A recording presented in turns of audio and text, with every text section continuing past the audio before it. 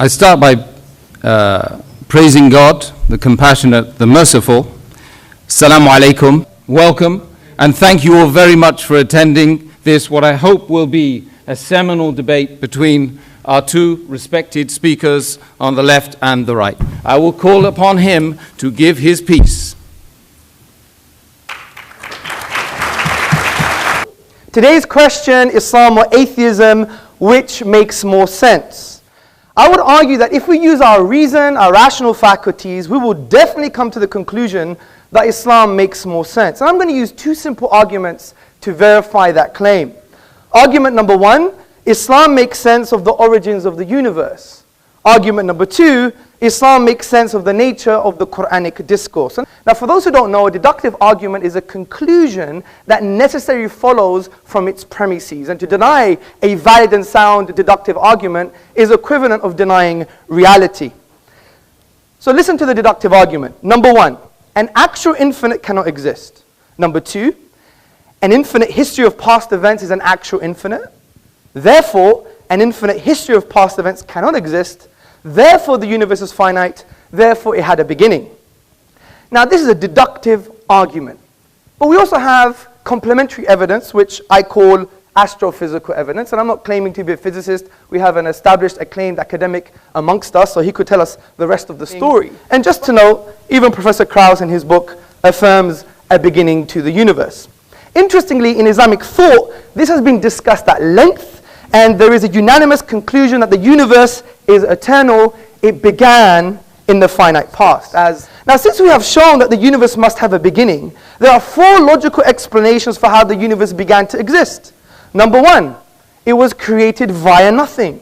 Number two, it created itself. Number three, it was created by something else that was created. And number four, it was created by something uncreated. So that's 0 plus 0 plus 0. It's never going to be 3. It's 0. Therefore, the universe could not have come into existence via nothing. As P.J. Zwart in his publication About Time explains, if there is anything we can find inconceivable, it is that something could arise from nothing. Let's go to the next option. Could the universe create itself? Well, this implies that the universe was in existence and not in existence at the same time, which is an impossibility. So I would argue that the final possible explanation, which is the universe was created by something uncreated, is the most rational explanation. Concluded what the Quran concluded 1400 years ago, that there is a creator, he's one, he's unique, and he's transcendent. As the Quran says in the 112th chapter, say, he is God, the one, the unique, God, the eternal, absolute. He begets not, nor is he begotten, and there is nothing like unto him. Let's go to the next argument, which is the nature of the Quran. Now, the Quranic discourse has been described by Eastern and Western scholars as an intrusive and imposing text. And we don't have time to talk about all the arguments. Historical argument, sociological argument, and a whole array of intellectual responses. But one I want to talk about is called the inimitability and the uniqueness concerning the Arabic language in the Quranic discourse, which Islamic theologians and thinkers argue that it is a miracle. Now, in this light, brothers, sisters, and friends, what we've just discussed can develop into a deductive argument. And listen very carefully. Number one, a miracle is an event that lies outside the productive capacity of nature. In other words, there are no causal links between the event and the nature of the event. Number two, the Quran's literary form lies outside the productive capacity of the nature of the Arabic language. Its literary form cannot be logically explained using the Arabic language. Therefore, the Quran is a miracle.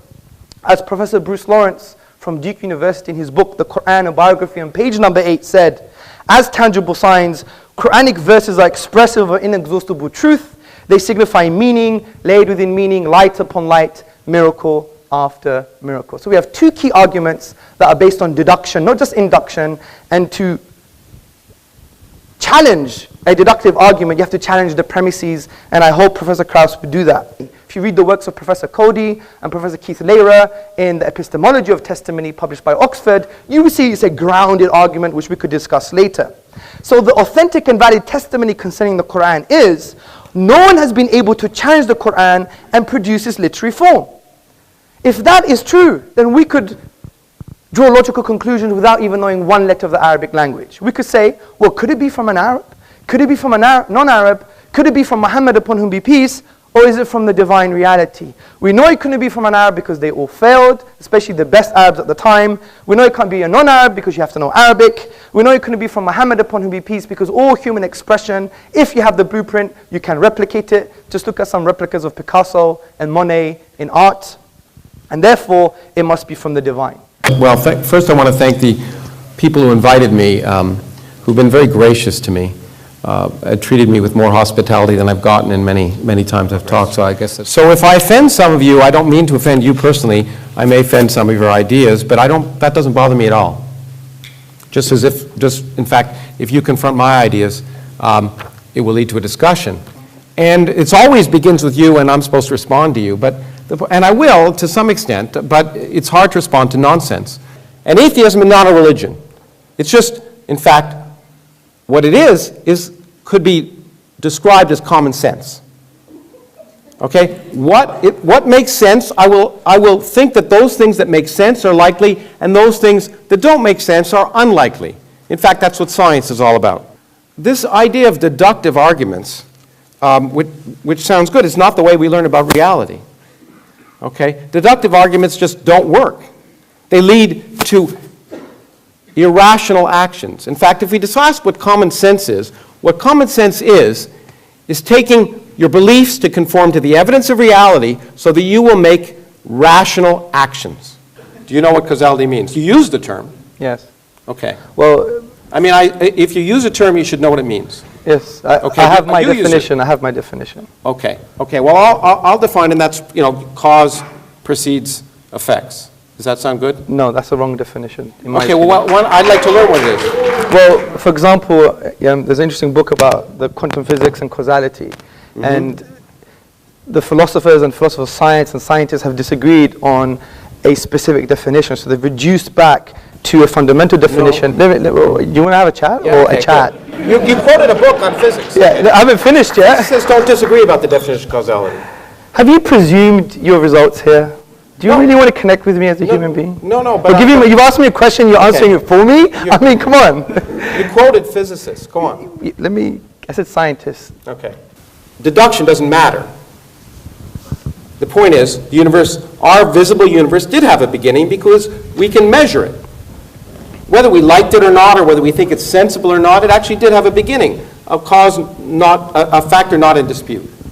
Our universe had a beginning. Let me ask you, do you think Sharia law should be instituted? Oh, it depends how you define Sharia law. Do you know anything about Sharia law? Well, I was going to ask you about it. Straw manning my position. Say you're a homosexual man. Yes. And you have sex with another homosexual man. Should that be subject to punishment? In the private home, it's outside of the Sharia law. If they did it in public, which doesn't even happen where you're from, then there's a different story. Because, of course, homosexuality is perfectly natural. In all animal species, almost, it's natural. It occurs with a 10% frequency. Okay? In fact, there are good evolutionary reasons for homosexuality. So in that sense, there's no reason and a fundamental... Why would a God who thought it was a sin make it natural among all species? I don't think the sheep, by the way, which 10% of sheep are long-term homosexual relationships. Okay? Why would a God who thought it was a sin create sheep who don't have a soul, who aren't able to think about it, be homosexual? Wisdom and learning comes from observing the world around us, and we shouldn't take our wisdom from people who didn't even understand the way the world worked. Thank you. And no doubt Hamza, in about 10 minutes, yes, you could possibly come back and answer some of those contentions brought up by Professor Krauss. Now, you used the word a priori more than 3 times, but you rejected deductive thinking. I mean, isn't a priori deductive? I mean, you can't have your cake and eat it, sir. I tried to talk on your level. That's the first point. The second point I'd like to make. Actually, let me calm down. The second point I would like to make is that, see, we're not rejecting inductive arguments. Of course we're not. You're forgetting the inductive method, the scientific method. Do you know where it came from, sir? Do you know where it came from? I know, in fact, there's a remarkable scientific mathematical tradition in the Arab world, if that's what you're going to talk about. I'm going to talk about Ibn al-Haytham in his book on sure. optics. Yeah. Read the works of David Lindbergh and others, historians of philosophy and science. And they say it came from Islam. You know why? Because Islam doesn't reject... No, they came from the Arab world. They didn't come from Islam. Well, let me give you the link. Let me give you the link. Okay? أَفَلَا يَنْظُرُونَ إِلَى الْإِبِلِ كَيْفَ خُلِقَتْ. Have you not seen empiricism, the creative thing like a camel, and how it was formed, or how it was created? This was the basis, and this was the poetic justification for the entire scientific method. As Muslims, we go where the science takes us. But we're not stupid. Deductive arguments, they are necessarily true. If you wanted to discuss my argument, you had to break down the premises, which you didn't. The point is, when we make moral judgments, I know you use the word sensible, but other times you're making moral judgments. I don't talk, unlike you, I don't talk about morals, because I try, in this sense, the question before us was not, is atheism moral, or is Islam moral? It's, is it sensible? And when people act... So why have you spent 25 minutes pointing the finger and making moral judgments, rather than trying to deal with my argument? Okay, homosexuality is a sin. Again, you try to put words in my mouth, and that's not nice. That's not nice. I asked you questions. I didn't. You did, but I don't know if you try to answer them for me, which is quite interesting. Now, see, we don't believe homosexual tendencies per se, are sinful. It's the manifestation of the homosexual act in public is sinful. Because God would know me better than I know myself, and He would say, fine, you have these tendencies. This is how you shape them. This is how you control them. Like, we don't believe in, like, we should be agitated purely based on the bestial aspects of man. Or, for example, being harmful to human beings is a sin. Right? Just because I have a tendency and I'm a martial artist and I want to harm people, does that mean now, you know, God is wrong just because I have that tendency? I mean, that's not right. Anyway, I'm still looking for some strong counter arguments you made to my points. There were no points to actually make any counter arguments. Well, there were, because you didn't. Okay, let's just put it simply. Infinity doesn't exist. Yes, it does. Okay. You didn't. No, I said the quantifiable infinite doesn't exist. I agree the infinite exists. Again, another straw man. The point I'm trying to say is this. We have a deductive argument that the universe is finite. If it's finite, it began to exist. If it began to exist, there are some logical possibilities. Please entertain those logical possibilities. If not, it's equivalent to you coming to my house, having a coffee, I'm talking to you, but you're talking to the window. And I know you have better morals and manners than that, because I know you're highly respected, and we do all respect you in some paradoxical way. But the point is, the point I'm trying to say, Professor Krauss, is that I think it's only fair if you want to pick and choose from the Fox News narrative that you actually trying to change that stance and say, right, what does Sharia law say? Do you have a book of Sharia law at home? I asked you so I could learn. No, but you were telling me. Do you have a book? Okay, do you have a book on Sharia law? No.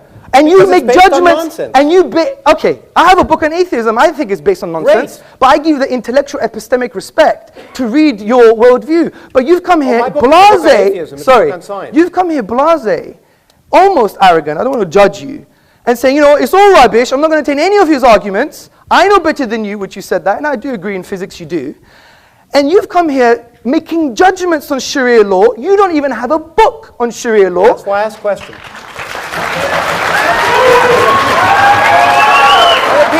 And the point is, I'm sorry. Let me ask Professor Krauss a question. Why is incest wrong? It's not clear to me that it's wrong. Okay. It's clear to me. There's an evidence. No. Listen to me. Listen to me. Wait. Let's give him the respect, please. He's got just a question.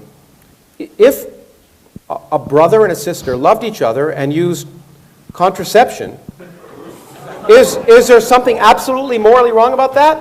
And then, by the way, and it was once, and they went off and it didn't affect anything else, I'd have to think about it, because I don't think there's any absolute condemnation of that fact. If they love each other and care for each other and they go off and it doesn't affect anything else, okay.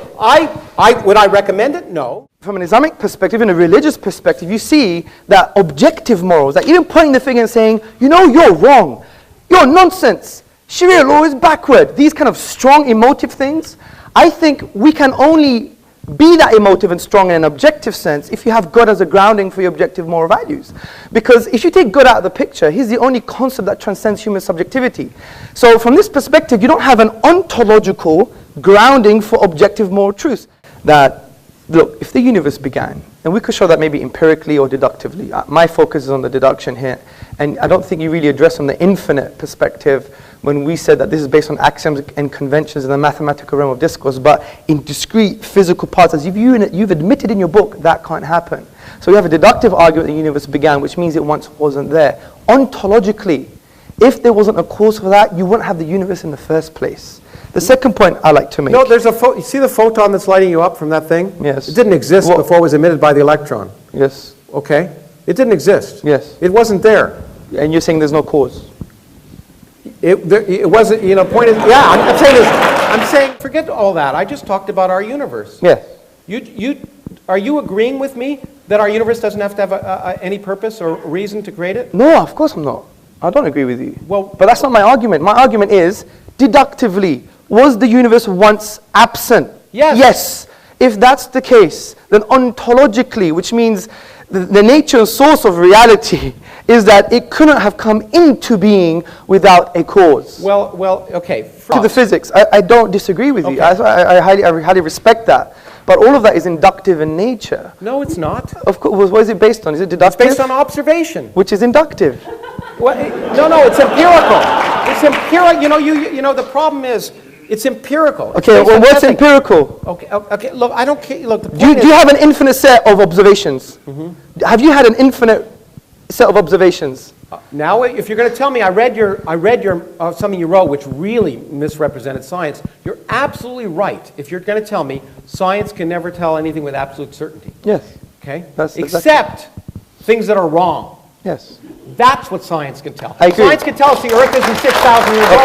Good. Science can tell us that science can tell us many things, and so I don't disagree with you. Okay. I don't disagree with you. Okay, so the fact that Straw man, you made a conclusion in your book. You said this is why you can't have an infinite anything. No. You said that. You show me where I can't have an infinite anything. Yeah. Did I talk about infinite energy density? Let me Did I talk find. about whether the universe might be infinite? Let me find it for you. And by the way, if I did, I was wrong.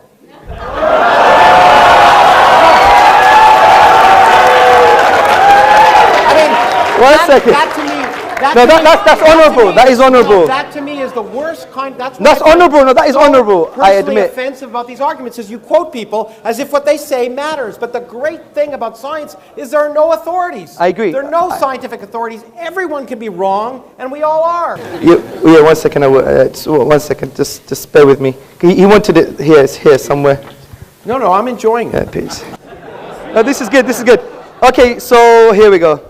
Infinity is not a pleasant quantity, however, at least as far as physicists are concerned, and we try to avoid it whenever possible. Clearly, the energy of empty space, or anything else for that matter, cannot be physically infinite. The energy of anything. No.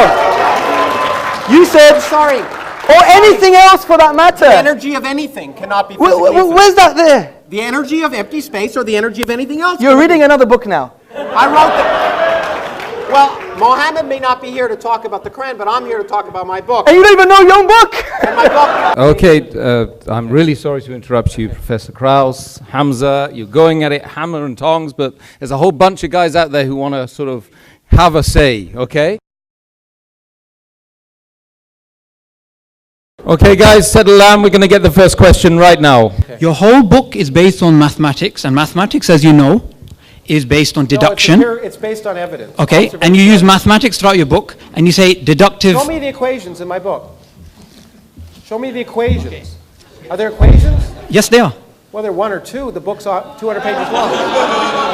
Okay, you said deductive method, deduction doesn't work, and maths is based upon deduction. No, I said it may not work. No, you said it in the opening. Deduction doesn't work, and your book is full of mathematics and deduction. Mathematics is based upon deduction. So how do you... it's actually a good introduction to logical fallacies. Oh. In the opening, your book doesn't have to work. Let me just repeat the question because you didn't understand the first time, right? You said deduction doesn't work, and your book has mathematics. And what I want to ask you is... Fine, I agree with you. I agree with you. Want to more, again, emphasize that atheism is not a belief. Okay, it's not a belief. As a scientist, I don't believe anything. As a scientist, I don't believe anything. If you use the word belief, scientists shouldn't use the word belief.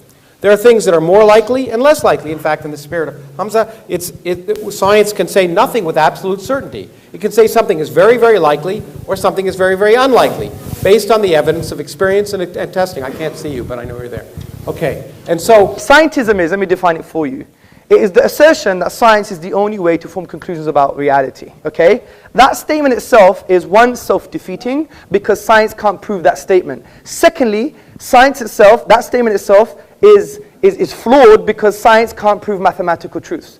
Also, it can't prove ontological truths. It can't prove moral truths, historical truths. If you study epistemology, sorry, hold on, how do you know it can't prove historical truths? Let me make a point, sir. How do you know it can't prove moral truths? So you're making these Okay, presumptions. okay, let me make my point. How do we know Aristotle existed? Which That's is, not knowledge. such as, so testimony, for example. Oh, authentic testimony. and valid testimony. Oh my goodness. You really believe in testimony as proof of do you really believe that? But Professor Krauss, the Do whole... you really believe that because I say let's not dig a hole for ourselves. someone did something, it happened? Go to the Berkeley website on the scientific method. It says one of the majority I don't aspects... go to websites, I just do science. Yeah, okay, well, that's very great. Well, do this science then. Listen to this science. The Berkeley website says the key part of the scientific method is also the workings of other scientists. That You test and you don't trust. Yeah. And you repeat their experiments because you don't trust the Yes, I results. agree. That's wait, the way wait, science wait. works. Okay, I'll give you an example. Have you done every single experiment concerning evolution? No. So you believe it's true? What else do you want to say?